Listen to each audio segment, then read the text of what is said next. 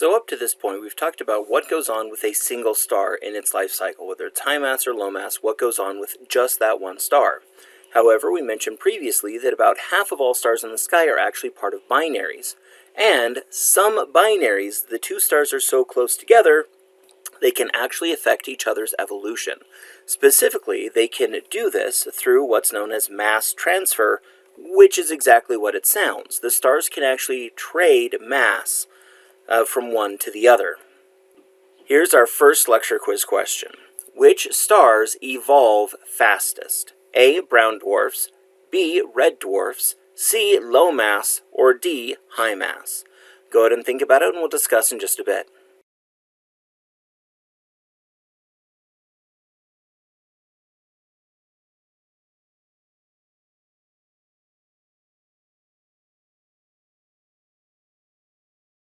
Alright, so which ones evolve the fastest?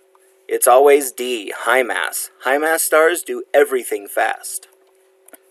Alright, so here we have two stars.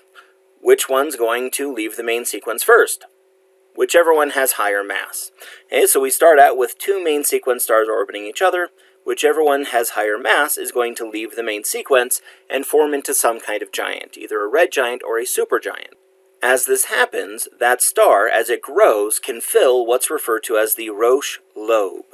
The Roche lobe is this distance around the star where the star's gravity is still enough to hold all the material onto that star.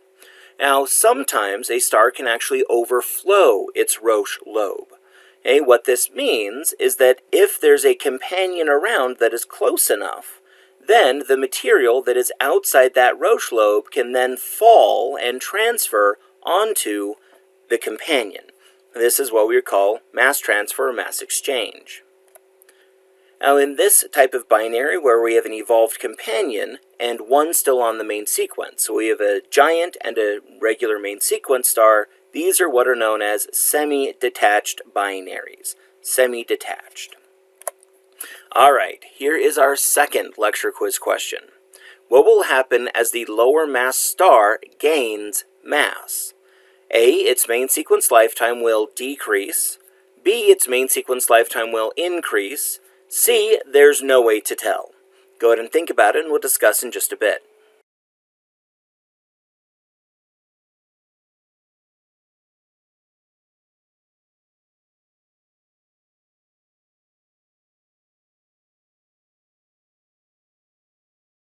Alright, what's going to happen as a star gains mass? Well, the higher the mass, the shorter the life. So, the correct answer is A. Its main sequence lifetime will decrease. Alright, so both stars have now evolved and have left the main sequence. So we now have two giant stars orbiting around each other. It's possible for both of them to just fill their Roche lobe, in which case the two stars will just meet at the center. This is what's known as a contact binary. The two stars are just touching. Now, if one or both stars overflow that Roche lobe, then that material will actually spread around both stars, which means we now have two stars with a single overall atmosphere. These are what we refer to as over-contact binaries. I really like that term, over-contact, because it sounds like they're touching too much. Now, this idea of mass exchange can help us understand what's known as the Algol paradox. The star Algol is in the constellation Perseus, and as we have studied it, we have found that there is a low-mass red giant orbiting with a high-mass main sequence star.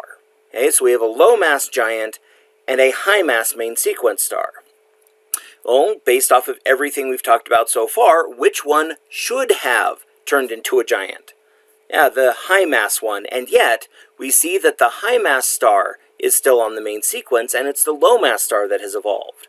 So what we believe actually happened is we started out with a high-mass star and a low-mass star both on the main sequence. Then, as we would expect, the high-mass star evolved into a giant first.